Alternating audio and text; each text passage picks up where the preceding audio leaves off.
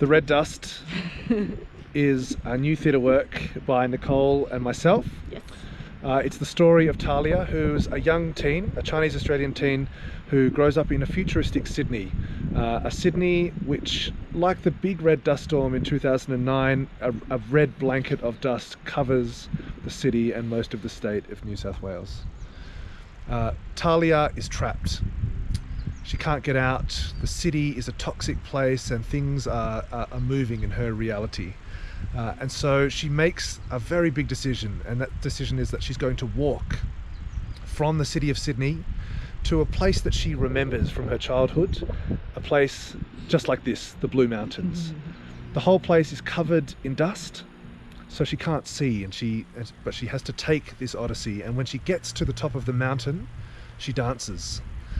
And in that dance, the red dust falls away, and it reveals this glorious valley behind us, and the earth is cleansed and saved.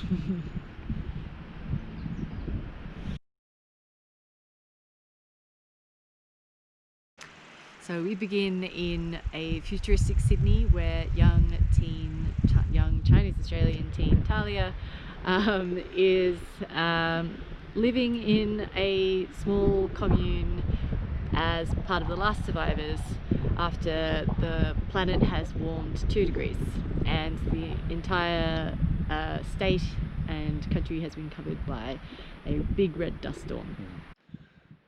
Talia feels really trapped in her world, and as a young person growing up in that in the city, she's dying to be creative and to express her creative voice, and so Talia loves to dance. And so in this epic red dust storm, and you might remember there was an epic red dust storm in 2009 in Sydney, and in our world, in our version of the world, that dust storm is happening constantly. And you can't imagine what the Blue Mountains look like. But what Talia decides to do is she decides to take a walk, and she walks from the city to this place that she remembers as a child, the Blue Mountains. And she gets to a place just like this, except it would look very different in Talia's world. The world would be shrouded in red dust. She can't see anything, and at that point she gets onto a point like this and she dances. And through that dance, the red dust falls away and the world is cleansed, and it's able to start again.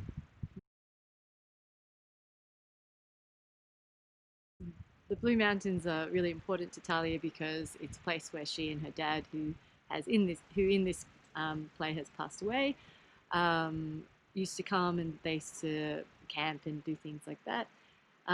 So throughout the play, she's really speaking to her dad about this past life of theirs together, and wishing to go back to both a place of purity and happiness, and also with her father, and also for the planet. Yeah, it's a journey story. It's a story of coming of age, and it's also a journey of redemption.